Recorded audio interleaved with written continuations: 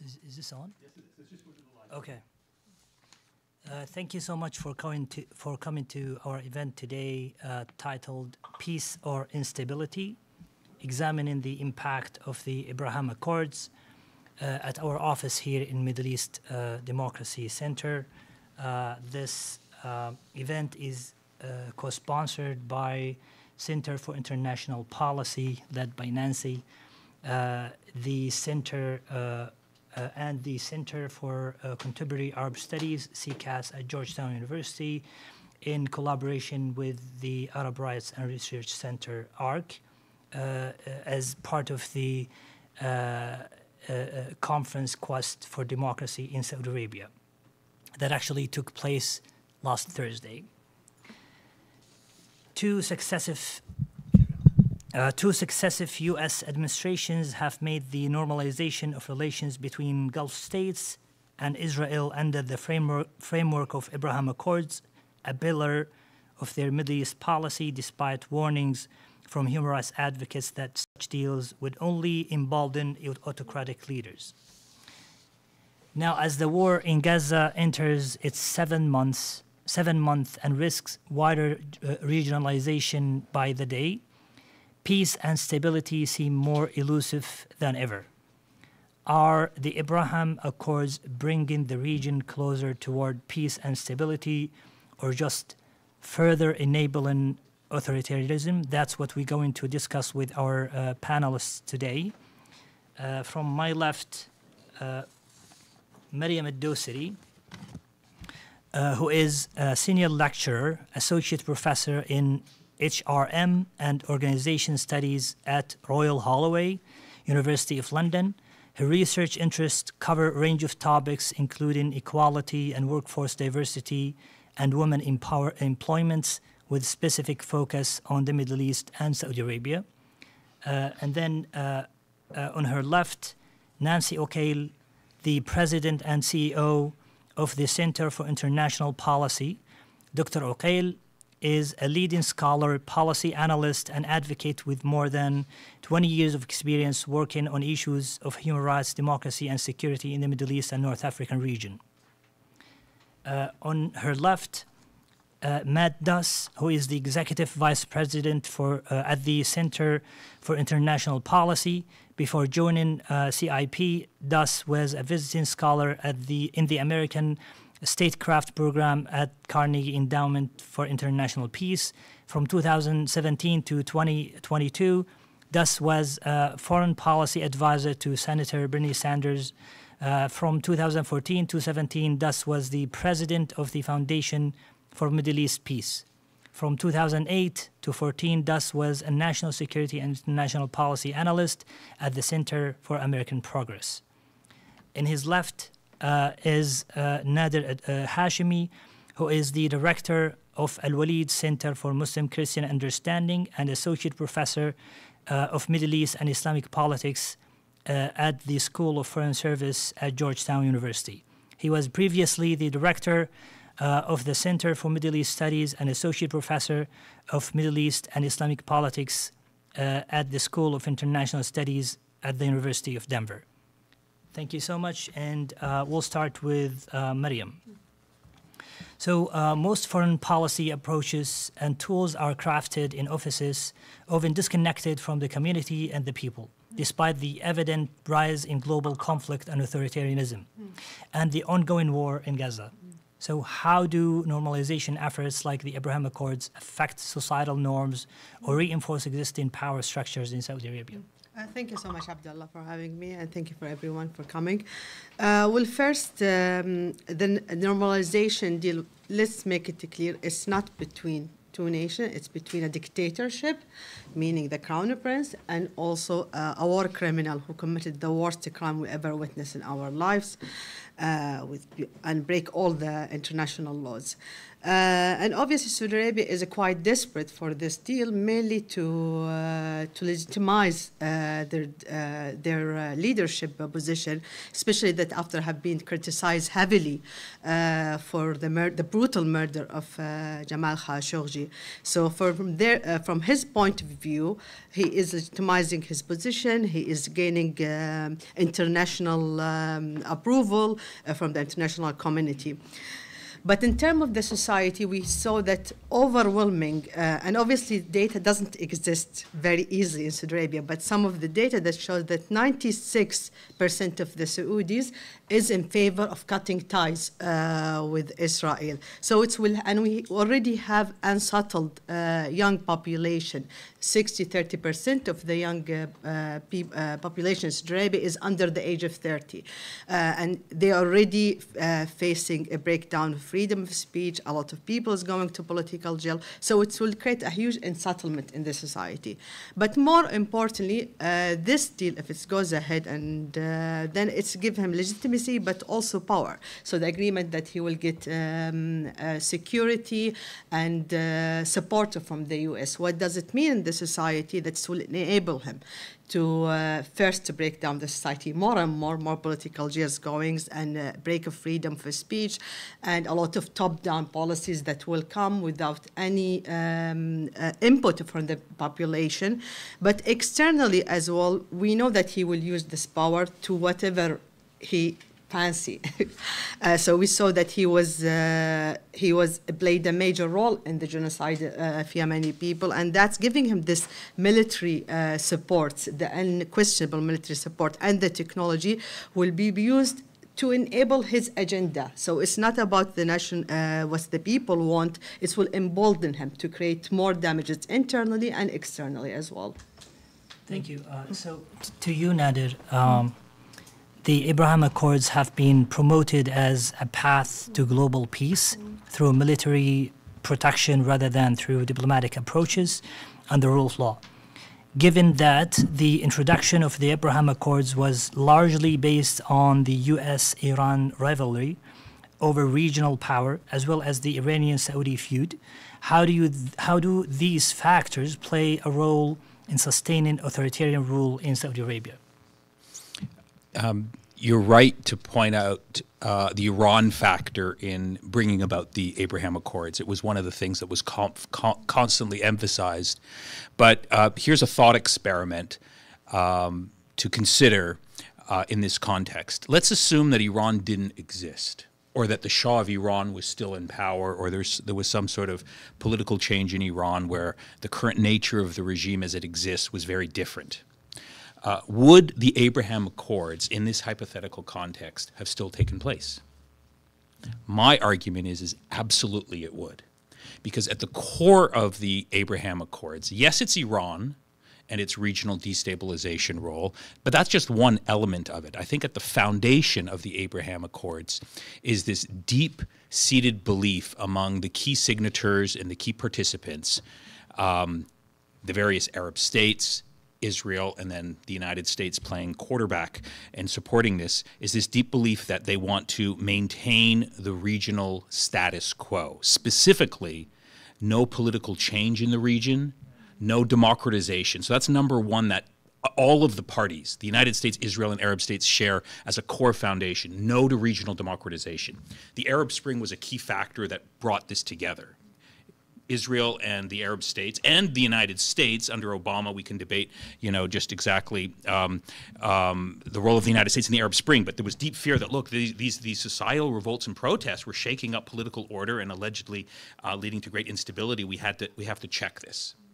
The other element that's foundational to the Abraham Accords, and we're seeing it right now, is the fear of Palestinian nationalism. All of the parties involved in this agreement have deep disdain for different reasons, but they share a convergence. We don't like Palestinian nationalism. Obviously, Israel doesn't like it because they want the land. The Arab states don't like Palestinian nationalism. They might rhetorically utter words, but if you saw this wonderful piece in the New York Times last week, which I've read over several times, this is on April the 29th, as anger grows over Gaza, Arab leaders crack down on protests. Arab leaders don't like Palestinian national because it stirs up popular mobilization. Not only does it stir up popular mobilization, but it links people's grievances. The plight of the Palestinians is linked to the internal grievances of repression and economic decay. In other words, the struggle for Palestinian rights and nationalism is in essence the same struggle that people in civil society throughout the Arab and Islamic world are struggling for as well. It's a struggle for freedom. It's a struggle for self-determination. The Palestinians don't have self-determination because they're living under occupation. The people in the Arab and Islamic world don't have self-determination because they're living under dictatorships, backed by the West mostly, but not exclusively. So that's the fundamental reality. I would argue that even if Iran, disappears tomorrow or there's some sort of regime change, that the Abraham Accords would still go ahead. The Arab states deeply want it because they want Israel as a guarantor for their security. Israel wants it because they're overwhelmingly supportive. I mean, if you just look to the statements that were issued by Netanyahu in the aftermath of the Abraham Accords, he was euphoric. In fact, he was lecturing other Israelis who said, "You told us that we had to exchange land for peace. We don't have to give up any land. We got peace because all of the Arab dictators came and genuflected in front of us and said, we want to make peace with you. We don't care about the Palestinians anymore. This is a moment of celebration for Israel." Those are the key foundations. Iran is a factor. I don't want to say it's not a factor, but I think it's probably, if you had to rank them, it's probably the least factor among the ones that I just mentioned that are the glue, the foundation that brings the different parties of the Abraham Accords together. Thank you. Nancy, as a leader in international policy, what strategic approaches do you recommend for human rights organizations to counter the narrative that supports the authoritarian tactics under the guise of normalization? Thank you, Abdullah, and thank you for having me here. I think before I share recommendations, I think it's more important to just have the right diagnosis of what's happening and the role of the parties involved in the conflict. I think for a long time I thought naively that what sets us apart in the Middle East and those who live under dictatorship between us and democracies is the rule of law. And I think I'm revisiting this realization and under the understanding that rule of law, when is set within a system that enables corruption, is equally dangerous. And just to give you a few examples of what we're seeing in the United States, again, I'm not disputing the importance of the rule of law, but today the United States, the Biden administration should have notified Congress whether or not Israel is violating international humanitarian laws or committing human rights violation, and that's according to the NSM-20, the National Security Memorandum that President Biden issued in February. Now, the answer was it's been delayed indefinitely, or as far as I've read until this morning. Second, there are rules and laws according to which the arms from the U.S. are transferred to other countries in the world. And we have the Leahy laws and other, set up for how these transactions happen. Now, we've seen also last month and the previous month how the United States transferred arms to Israel in a way that surpasses the threshold upon which there's congressional oversight of those sales. So breaking down the sales instead of making them one big sale that requires congressional oversight.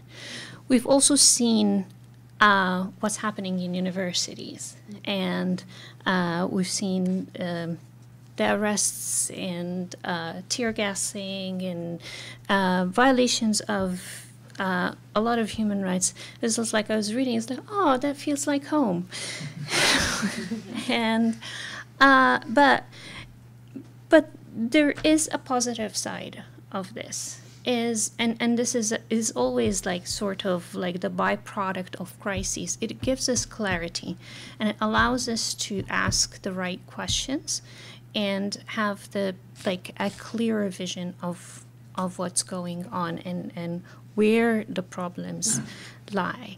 And of course, it's just these are sort of concerning measures. However, we are also seeing a lot of positives that are coming out of this. And it's like positive is the wrong word to say when we're seeing such catastrophic, the human catastrophe in Gaza and elsewhere as well, because what we're seeing in Gaza is only a symptom of a bigger problem in the system.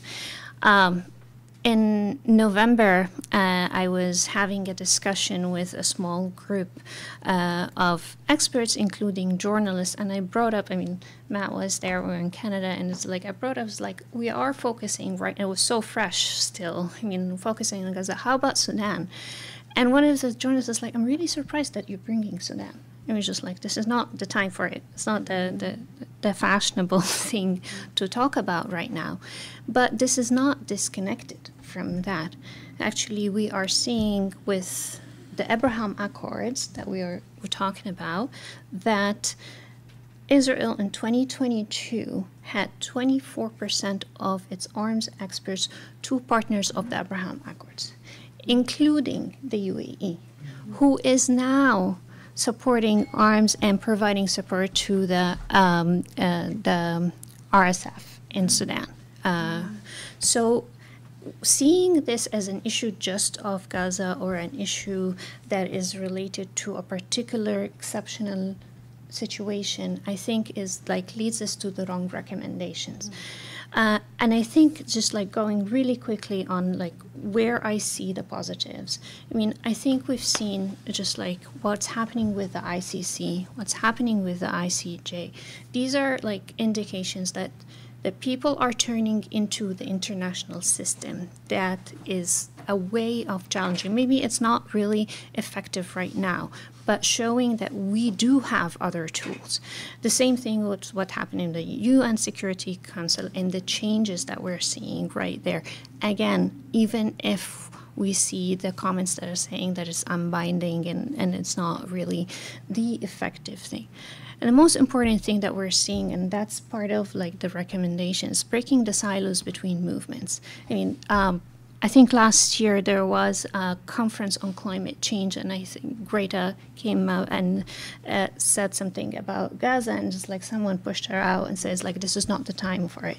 This has changed, and a lot of people right now are connecting climate change and environmental damage to the war in Gaza, and there's a lot of people who are moving there.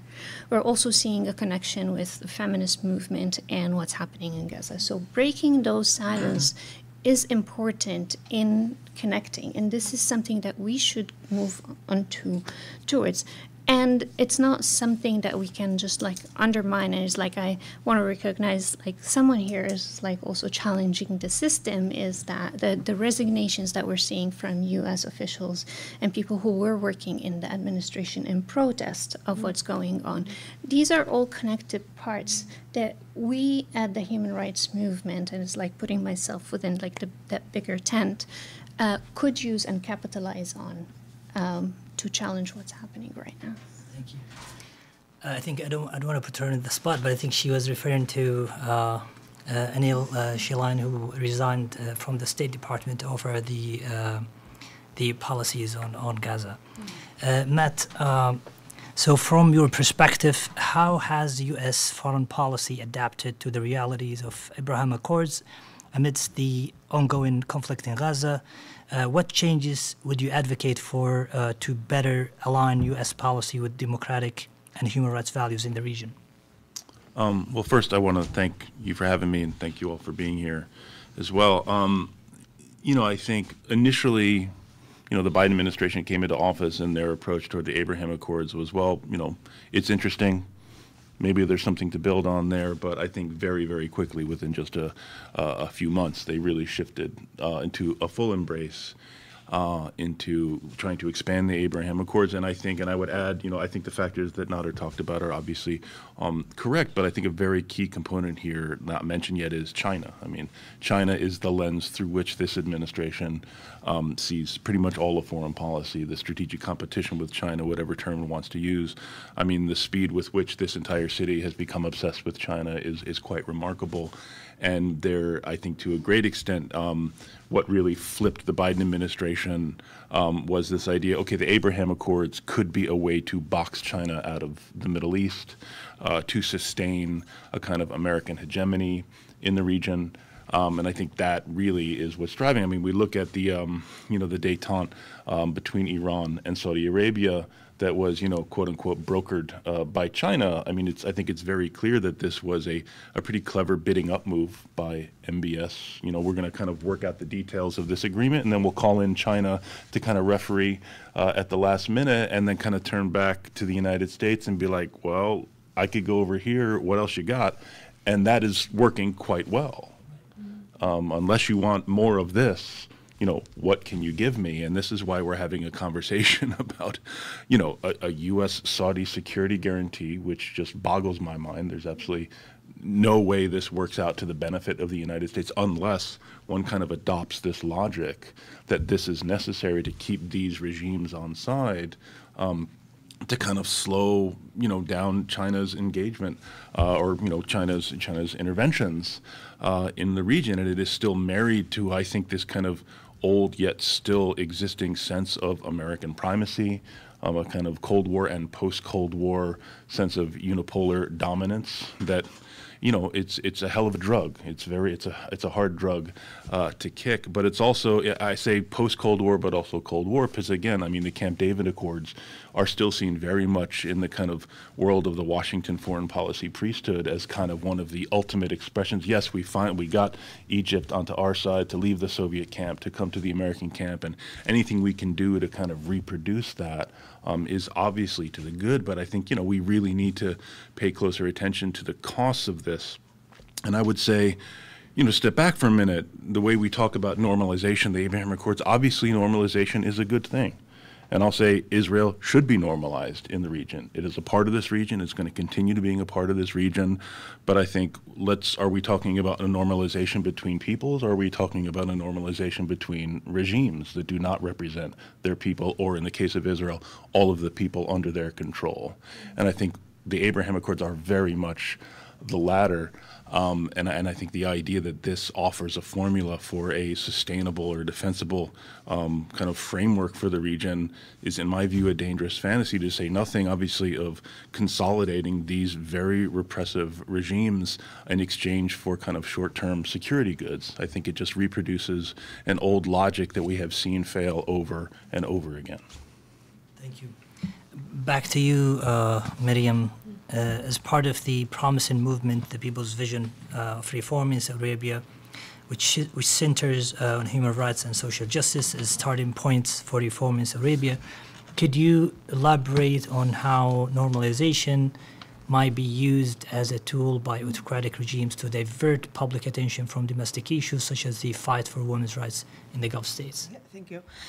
So obviously we have seen his massive Vision 23, that a lot of it is quite tokenism. And this normalization relationship is like the last box you want to take to show that Saudi Arabia is trying to be progressive, they are trying to modernize. And what quite important that if the normalization happens, it will give him more power to break down the freedom of speech and all the activists. So, for example, we have seen a lot of international media attention saying that women is finally getting a little bit of attention. A lot of women is recruited as a first minister, a first ambassador, and so on.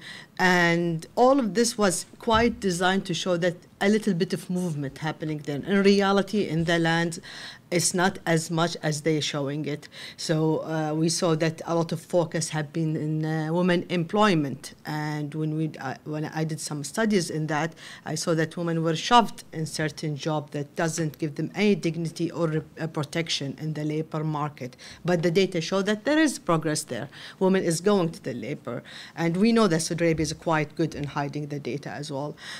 And we saw a lot of things that a lot of activists have been asking for, such as women driving, the tweak of guardianship, male guardianship, although it didn't end completely, but still there was a tweak of it.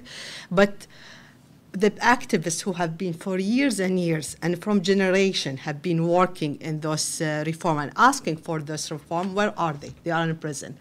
And by normalization and giving him the ultimate power, he will reinforce the oppression in men and women, but also he was especially targeting feminist movement. All the activists, all the feminists have been brutally tortured and imprisoned for years and disappear. And not a lot of focus, the same article that usually publish and celebrate women driving and celebrating all the firsts that we see in the news doesn't mention those activists.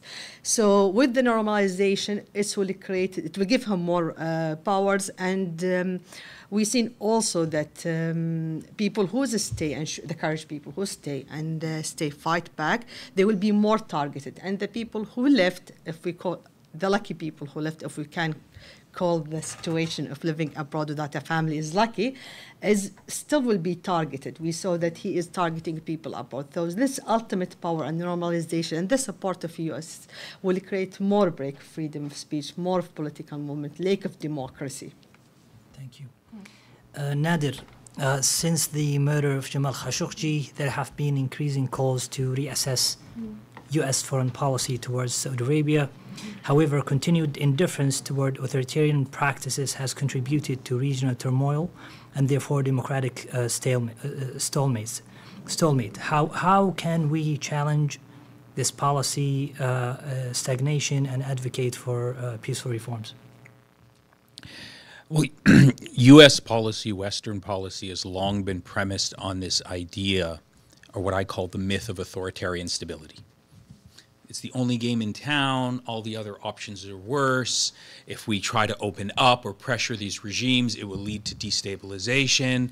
Political Islamists will take over. It's the end of the world. If the Arab Spring taught us anything, it is that this idea of authoritarian stability is precisely that, a myth. What's happening throughout the region, and this is much more visible if you go outside of the Gulf area, Egypt, North Africa, Syria, Iraq, etc. There is widespread mass poverty, pauperization, despair, unemployment, political repression. And I had a chance to look at all the key indicators that measure these things in terms of press censorship, repression, human rights violations, executions, state-sanctioned executions, economic conditions and forecasts, inequality, global inequality. The Middle East and North Africa is at the top of the world in terms of being the most unequal. There is a massive level of frustration and anger and resentment. And on top of that, now we have Gaza. The piece that I referenced in the New York Times draws the link between the frustration of people in the Arab world toward the situation in Gaza, but links it with existing levels of frustration and anger and resentment over the political status quo of these authoritarian regimes. So the prognosis looks very grim, And of course, this is why the Abraham Accords are such a shock and, in many ways an insult to our intelligence, to anyone who knows the region. This assumption that, just before October the 7th, the view here in Washington, and just before, actually we did a panel, several of us at Georgetown, and I remember making some introductory remarks where I went through the statements. Everyone here was willing to celebrate that peace had finally arrived in the Middle East if we could just get Saudi and Israel to normalize relations. That was the working assumption, and is actually still the working assumption, unfortunately, notwithstanding 6 months of human rights atrocities in Gaza among many people here in Washington, D.C. But it's premised on this, assumption that forever these authoritarian regimes are going to be the guarantors of stability and tranquility, and it's based on this assumption that people in the Arab and Islamic world are just forever going to accept second-class status. They don't aspire to the same visions of freedom, dignity, representation that everyone else aspires to, and that we in the United States routinely proclaim as being foundational to our civilizational values when it comes to Eastern Europe, or when it comes to Iran, or when it comes to many of our official enemies. But when it comes to the Arab world, no, we're not going to even go there. We're not even going to talk about it. So, I mean, this is really a question between short-term calculations, which unfortunately that's how policy is made here, and then the long-term implications of supporting autocratic and repressive regimes that are unreformable. And it's just going to simply, and I'll just add something else, because let's put ethics aside, because ethics doesn't sort of carry a lot of weight here in Washington, D.C. Let's just put self-interest at the forefront of what's happening. This authoritarian context that I just described, on top of that, you add the situation in Gaza, is fuel, perfect fuel for the expansion of radical extremism throughout the Middle East. You know, Bin Laden said he got the idea for 9/11 watching the 1982 Israeli invasion of Lebanon and the bombing of Beirut. Sayyid Qutb, the intellectual father in his last iteration of his life in his book Milestones, was deeply shaken when he came to the United States and saw, you know, the United States celebrating the creation of the State of Israel against the backdrop of the dispossession of Palestinians. So what young Arab men and women are seeing right now, day after day, for now 7 months, the pummeling and devastation in Gaza is fueling extremism. We're not going to see it maybe tomorrow or next week, but it would just be obviously the most predictable outcome of this is going to be an easy recruiting tool for Al-Qaeda, for ISIS, and all of these extremist groups who are just going to point out the glaring hypocrisy of the West and are going to be able to mobilize people. And that's going to lead to destabilization. So if you don't care about human rights and democracy, then at least care about the predictable consequences that flow from radicalism and extremism, that it's going to come, and then people are going to say, oh my God, what happened? What went wrong? And by then it'll be too late. Thank you. Nancy, could you discuss the impact of the Abraham Accords on U.S. credibility as a promoter of democracy, especially when viewed through the lens of U.S. relationship with authoritarian regimes and policy towards Israel? Thank you. I really appreciate how Mariam and Matt refer to the Abraham Accords as an agreement with Mohammed bin Salman. It's like when Mariam referring to him, like he. This is not an agreement with a country. This is an agreement with Mohammed bin Salman. And there is a lot to be said about the volatility of having an agreement with someone with such not a bright record in human rights. And also, I mean, just everything that I mentioned at the beginning, it's just like the way that the treatment of protesters who are protesting against Gaza, I mean, just like the way that the surpassing oversight of Congress, not responding to the NSM 20, all of these things, I mean, are not just undermining U.S. credibility, but also its ability to use its leverage. And how and when it is effective. But there's something to be said, and I don't want to say it's fortunate, but something that is clarifying that this is all happening under the Biden administration. Because if this was happening under Trump, we would have said, like, look what's happening to our country. I mean, freedom of speech, we're supporting dictators and all this. But this is not, this is like a clear answer for us that the issue is not just Biden or Trump. Of course, I mean, I'm not undermining like how terrible things that could be under Trump, but the problem is with the system. The problem is with the power dynamics, the lack of accountability, and the lack of actually staying consistent with what we claim that we stand for. But the other thing also is it's a clarifying of like what, I mean, those Abraham Accords are about and the false assumptions upon which they are forged. I mean, and one of like the obvious things is like the whole assumption about arms for peace framework. And as I mentioned, just like if we're seeing like what happened after the Abraham Accord, 24% of the arms sales from Israel to the partners, I mean, it's just like was something that to be recognized out here. And also, again, it's like this transactional relationship between the United States and the Middle East, and actually elsewhere in the world, that is like quid pro quo. It's like that you're going to release those prisoners and we're going to give you the F-16s. This is not just a problematic issue. It is also corrupting. because it sustains the way, and this is a message for us as people who are working for democracy and human rights, not to keep on falling into this trap of working within the system, like pleading to the powerful government to put pressure on the authoritarians in order to stop the repression, because this only sustains the very system that we want to change. Thank you. Last but not least, Matt, in light of the U.S. deepening ties with Saudi Arabia, including weapons sales and security agreements despite rising authoritarianism, how should the U.S. balance its strategic interests with the promotion of human rights and democratic governance? Well, I think, if the last 20 plus years have shown us anything, the United States does not have the ability to reach into other societies and transform them.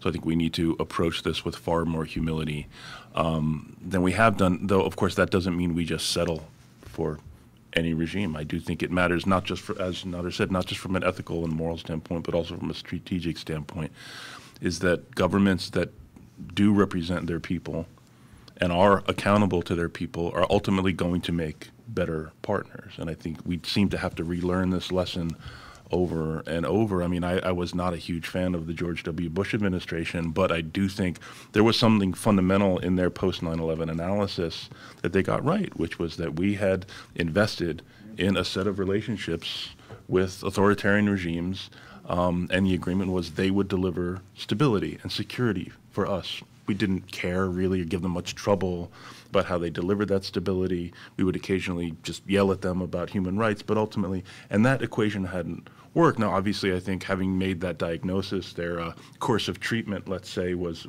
not great, but I think that fundamental diagnosis was correct, and I think it's worth bringing it back up because, as I said, we have to keep relearning that lesson. So, listen, we need to work with the government of Saudi Arabia, though, as my colleagues have said, we are talking about one person. We need to work with imperfect and sometimes very bad governments all over the world to achieve a set of goals, our own, but also shared collective goals. I mean, I say the same thing about China. We have to find a way to work with China on issues like climate, on issues like pandemics, run down the list. That doesn't, but we are the ones who make the choice about the nature and depth of that relationship. We are the ones, the United States makes its choice about steps we are taking to either help consolidate and support and strengthen these governments or really lift up, and often in ways that are going to be perhaps inconvenient for us, to lift up these very important values of human rights, democracy, accountability. But I do think we have to kind of keep a North Star of understanding that ultimately this is going to produce a more genuinely stable and safe and equitable world. And now, I mean, again, governing often requires just dealing with the crises of the moment. And, governments tend to look for the best answer in the moment. But I do think we a part of the effort that I see we're involved in here is trying to have a bigger, longer-term view about what is ultimately going to deliver genuine security and safety for all of us. Thank you so much. I want to open the floor for questions here. So if we, Lena over there. Thank you, Dr. Abdullah, for this amazing panel. Thank you to everyone. I have two questions, but I'll start with the first one to you, Mr. Matt. I mean, I really don't want to be controversial here, but so you mentioned the fact that normalization has to happen because it's part of the region, and so my comment, and it's a question as well. So we're talking about human rights and democracy, and I think that it's the people of the region who have to choose whether there is normalization or not. So I think that when you give these kind of comments, who do you think you represent? Really, I'm really not trying to be offensive or anything. I'm like, in what optics are you saying this and representing? In what title? I think. Sure. And the second thing is when we talk about long-term, stability in the region.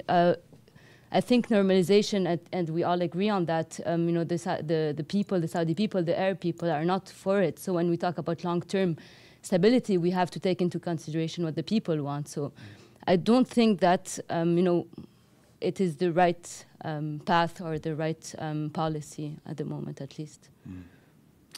Sure. And let me just say, it's very nice to see you. We met, Lena came in to meet with Senator Sanders some years ago, so nice to see you also, as and well. thank you for everything you do. Yeah, thank you. No, I think it's a very fair question, and controversy is welcomed here. I mean, when I say that I want Israel to be accepted in the region, I say it as someone who supports a democratic Israel, in the same way that I want a democratic Saudi Arabia and I want a democratic region. I think Israel, as it exists right now, is not democratic, despite what you constantly hear here in Washington, you know, the region's only democracy. I think, you know, Jews have a legitimate claim to a homeland in the region, the nature of that homeland, one state, two states. I see arguments for both. I see combinations of both. I'm not kind of trying to adjudicate that question here today, but I'm also not someone who gives any support for the idea that Israel does not belong in that region or should go away. I think there is a genuine good faith debate to be had about the nature of, you know, what the future of Israel, Palestine as one state, as two separate states or one combined state. But that's kind of what I mean when I talk about normalizing Israel in the region. Could I intervene and just sharpen the point that I think Lena was trying to make, and please correct me if I'm wrong. I think Gaza is a game changer here when it comes to this whole question of normalization. So let's say, hypothetically, if we could get to a situation where the Palestinians, even if the Palestinians and the Israelis reach some sort of accommodation, let's say it's two-state settlement based on international law, 67 borders, and let's say we could get to a position where the Arab peoples were able to choose their own governments and decide whether they want normalization or not. I think even in that hypothetical situation where there would be some justice for the Palestinians and self-determination for the Arabs, because of what's happened over the last 6 months, Israel's reputation now has sunk to such historic levels that the question of normalization now, I think, has to be rethought. I think the only way, reading the mood right now in the Arab world, is the only way that there could be normalization based on a democratic vote within the Arab world with respect to Israel, as if there was accountability for this genocide that's taking place. Unless there is, unless people can see someone like Benjamin Netanyahu in the dock, in The Hague, being held responsible along with his senior generals, I can't see in a democratic vote in the Arab world today people wanting to normalize with a country that has committed the barbarity that we've seen over the last 6 months. So I think in many ways, this situation is much more complicated normalization because of Gaza. And I don't see this crisis in Gaza going away anytime soon. One, because most of Gaza, at least the northern half, is, you know, pulverized. There's nothing to return to. Even if the war stops tomorrow, where are the 2 million Palestinians going to go? This is going to linger on. And I view this moment somewhat as a transformative moment. So when people even suggest the idea of normalization, even in the best case scenario that I laid out, I think that's still a very high bar for most Arabs to agree with. But I agree with your sort of premise that, look, Israel under international law has the right to exist within its international borders, and that's sort of a norm that, you know, on principle that we have to stand for. But whether given a choice now and whether people are just going to forget about Gaza in 2023 and 2024 and just move forward with normalization, I just don't see it happening. No, I just very briefly, I mean, I agree. It has become much more complicated, much more politically difficult, I think, in Israel as well. Post-October 7, it has become much more difficult. But I would just agree. I mean, we need to kind of keep our focus on kind of foundational principles of international law. And as difficult as that is, that's kind of what is going to guide our approach. Yeah, I agree. Thank you for the vigorous debate. I like that. Yes, please.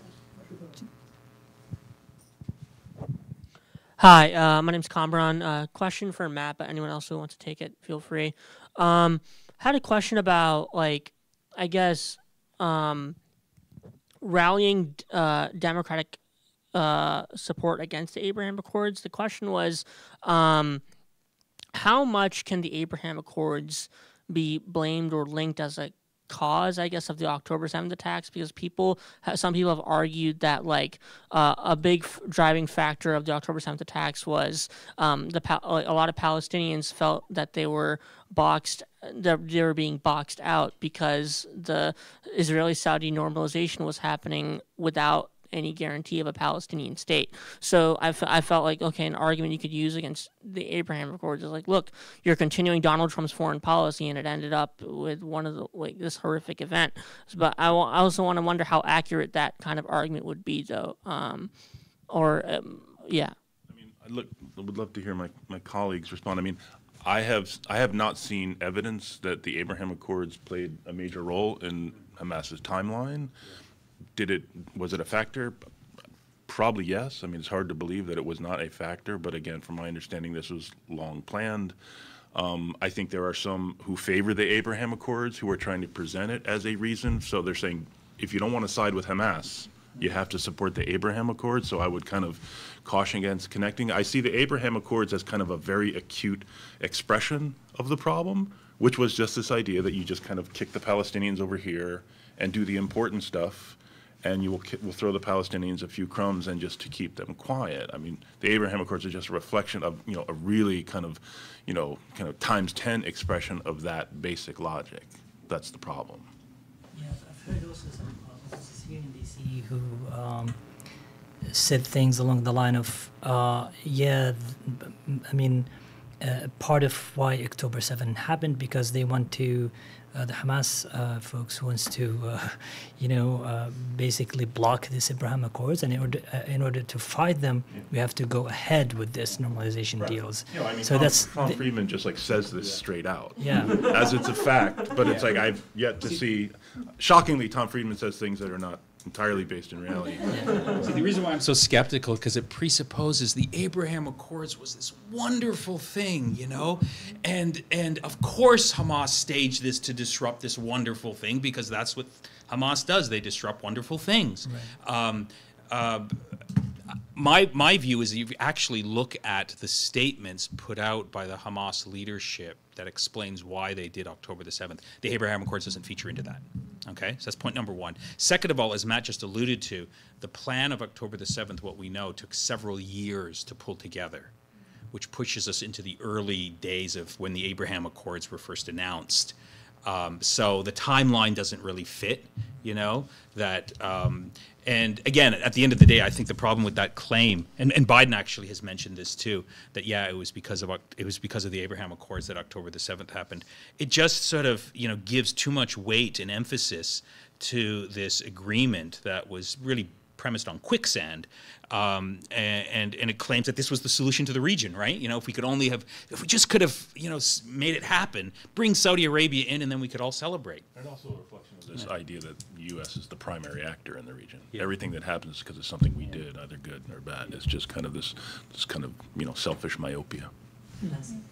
I just want to borrow Nader's approach on the imagination. Let's assume, the normalization or the extension of Abraham Accords happened between Saudi Arabia and Israel today. And given the situation right now, and again, we've already consumed the whole idea that this is about arms sales and just increased militarization of the region. But looking at what's happening right now, what's happening both in Gaza and in Israel, that they are both being evacuated from people who are moderate, who are progressive, who are educated. That means everyone who can afford to leave Gaza now is the upper middle class or middle class. They have to afford the fees that are being imposed on them on the borders of leaving Egypt, at least logistically. And the same thing in Israel. It's I've heard many, many times and people say, this is not the Israel that we wanted to live in. We're leaving. This is not what we told our children it is. So you're left out with, an impoverished population on both sides, intellectually, in terms of competence and in terms of abilities. And you expect that such relationship based on arms exchange would resolve the issue, even if whether we agree with normalization, that it will happen. It's a complete myth. Mm-hmm. Thank you so much. Any last question? Yeah, sure. Thank you very much. Thank you. Nancy, I just have a question. You mentioned the fact that, we should maybe start thinking, out of the system and not, always going to, for example, the US and say, stop emboldening and empowering our dictators. And honestly, I've been thinking about this for a very long time, and sometimes it's very exhausting. But at the end of the day, we also want to, I don't know, bring some, or at least, have little steps. For my personal case, for example, it wouldn't have been possible without the Biden administration pushing for my sister's release. That's just, an example I have. But sometimes we just try to think differently and think more long-term. But how do you see this, concretely and with tangible, steps that we can undertake for in that sense? Well, thank you so much for this question, and it helps me clarify what I mean of, it's not thinking outside of the system. It's focusing on where the problem is, that the problem is with the system. And we need to change the mindset that enables such approach in foreign policy. And I'm going to just give you examples right now. I mean, you mentioned just how the Biden administration helped with your sister in your release. The Trump administration is actually the reason why I got exonerated and got, my maybe it's my appeal or the way that the frame between the United States, and it's just I was acquitted. A friend of mine who was also in prison for a long time was actually got held out of prison to the United States, to the White House with Trump. She's completely against him. But again, that tells you the problem is not with just, and I'm not undermining the impact of such personalities on the the dynamics, but also looking at the system and the approach between the United States and the other countries, particularly looking at the Middle East right now. When there was an approach to resolve, for example, the case that I was indicted in, it was more about solving this particular problem for this particular people, not resolving the reason why this has happened. And again, I'm not saying that we abandon the system until we fix it and come back, but we need to approach it with a mindset that looks at the crux of the problem. And there are things that are happening that are good within the system. For example, it's just it's too late and too little, but the news about the withholding or suspending arms to Israel that we've heard over the weekend, and we're yet to see what's happening. This is something to be recognized. It's too late. It's given the vulgar complicity that we're seeing in from the entire world towards what's happening in Gaza. But this is something to be recognized. Again, people who are resigning and challenging the system, these are all simple steps to put pressure and make changes. However, if we continue within that system, that even thinking, and I see this, and I'm self-critical here, it's just I see my colleagues and friends is saying, suspend arms to Saudi Arabia. Well, as long as we continue to use arms as the tool, it's whether you're giving it as a carrot or taking it away as your stick, you're underscoring the importance of arms as the way to frame foreign policy. And that's the problem. And as long as we are dealing within this field, we're going to see more. It's unfortunately, Gaza is not the last catastrophe that we're seeing. We're seeing more. We're seeing what's happening in Sudan, and it's going to continue reoccurring, and it's not the first one, because we are still working within that premise of what constitutes, as Matt said, what really constitutes genuine security and peace for people. Can I just add something very quickly? I think one reason why Biden why Biden put pressure on MBS to release your sister was because it was popular in American society among his base supporters. They were outraged over Yemen, over Khashoggi, over what was happening to your sister. And Biden knew that, look, if I can get this human rights activist released, this is going to get me some support in the upcoming, as we were approaching an election, which is why he was so outspoken, saying that I'm going to be tough with MBS. I called the Saudi regime a pariah regime. He knew that resonated. So the point here is that I think public pressure, investing and engaging with civil society, that does have policy implications. I think that's my reading of why Biden, I don't think it was really about Biden himself. It was really about, he was making political calculations, and he knew if he, you know, if he at least was able to say, well, look, I can't get justice for Jamal Khashoggi, but I can get a human rights activist released, I am sort of demonstrating that I'm living up to my democratic credentials. Thank you so much. I just want to give panelists the opportunity for closing statements. So, yes, Mariam.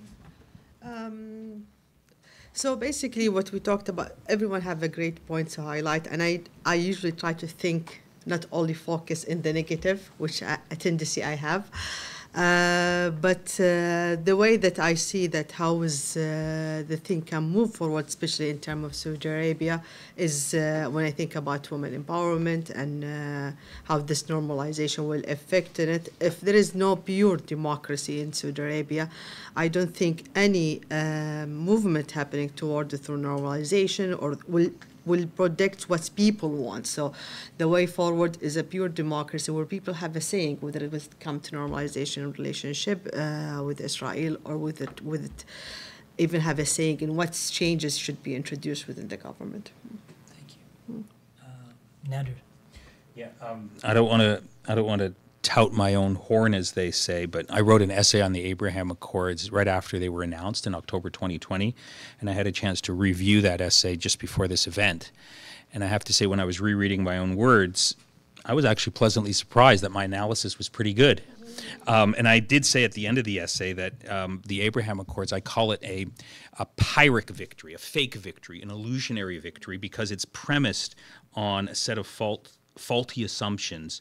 Number one, that Palestinian nationalism or the Palestinian question didn't matter. It can be ever crushed. That was the assumption right up until October the 7th. We can clearly see that the question of Palestine is not only centered to regional politics now, but now it's at the height of global politics. It's leading to instability and debate here in the United States. And second, the Abraham Accords were faulted on this, very fake assumption that the people of the Arab world will be content with living as second-class citizens without rights forever. And I'm sorry, the people of the Arab world are like people everywhere in the world. They want dignity, they want representation, they want democracy. That can't be crushed. And I think the struggle in Palestine right now is deeply linked to, as I said before, what's happening at the grassroots level throughout the Arab world. It's a struggle for freedom. It's a struggle for dignity. People are not going to forever live with the indignity of their current situation. And that's the assumption of U.S. foreign policy and the assumption of Israel, that we can just support these dictators and we'll keep the people in check. It might work for a few months, a few years, but that's a long-term miscalculation that eventually will explode. It happened in the Arab Spring, but another Arab Spring is going to happen precisely because the social conditions as we see it today are unsustainable. So that's why I think for those people who have a longer-term view over these issues, they're going to have to think very seriously about these underlying root causes of instability in the region. And we can't paper them over by just, getting these dictators and Israel together and saying, oh, wow, what a wonderful situation. We can now celebrate and we can all go home. Thank you. Nancy. Unlike Nader, who was pleasantly surprised that you were right, I was disappointed that I was wrong for a long time, thinking that it is rule of law. It is the system. It's like these are the ideals of like a democratic society and democratic institution alone could guarantee a real, genuine, fair, and just society. And I think, looking at what's happening right now, the double standards, the hypocrisy, and also looking at what it means when we say things like just having oversight to prevent the misuse of arms. And the misuse of arms is translated as killing people who deserve to be killed and not killing people who don't deserve to be killed. And then this begs the question is who decides that? Who have the power to decide is who are deserving and undeserving of that. And that goes back to understanding the power dynamics, and that goes back to understanding, who gets elected in power, and that brings it back that this very issue is very domestic for the United States. It's not a foreign policy issue alone. It is a domestic issue, and it has to do with corruption. It has to do with, the rise in power and the ability to really scrutinize, how we represent and speak on behalf of people. The second thing is just like I want to share your optimism. I mean, I can't like underscore enough the importance of the changes that we're seeing right now. Again, breaking the silos with movements like climate change and feminist movement, and seeing this happening right now, and people looking as we are. It's like the impressive part is like people are, for example, looking into the use of white phosphorus in Gaza and the impact of that in the environment, but not confining it to this moment. They're looking at it as like, how can we look at that in the broader sense, in like looking at it within the system. I mean, the push for the work with the ICC, the ICJ, trying to, I mean, as cynical we are about the international system, it is being used, and without the work of all the people who are documenting the abuses, pushing for more, I mean, accountability and reform, this would not have happened. And I think this is a pivotal moment, and I think the opportunity is in the crisis. The point is to capture this beyond Gaza, because this will be repeated again, unfortunately. Thank you. Matt? Very quick last point. I mean, bad news and good news. So I think bad news is that this administration has very much lashed their regional policy to expanding the Abraham Accords, the Saudi-Israel normalization. But I think the good news, or at least what I would call good news, is like this is something that is, in my understanding, not broadly shared within the administration. We're talking about the president and a small group of advisors. I think there's a wider, you know, in the wider administration, there's a great deal of skepticism, if not opposition, from regional experts, from people who understand the implications of this agreement, and on the Hill. I think it's an extremely heavy lift to try and pass a U.S.-Saudi security agreement for very, very good reason, even with the component of Israel peace, which does not seem to be in the offing, given that Netanyahu could not even pass the very, very low bar of pretend you care, pretend you're going to commit to something on the Palestinians for a few weeks just so we can get this through. So I think continuing to work with the Hill, continuing to like engage with the administration and present these arguments constantly about why this is not a great idea for us or for the region is really kind of the order. So thanks. Thank you so much. I want to thank our panels today, Miriam, Nancy, Matt, and Nadir. And I want to thank all the attendees who were part of this panel today. And thank you so much, and see you in another event.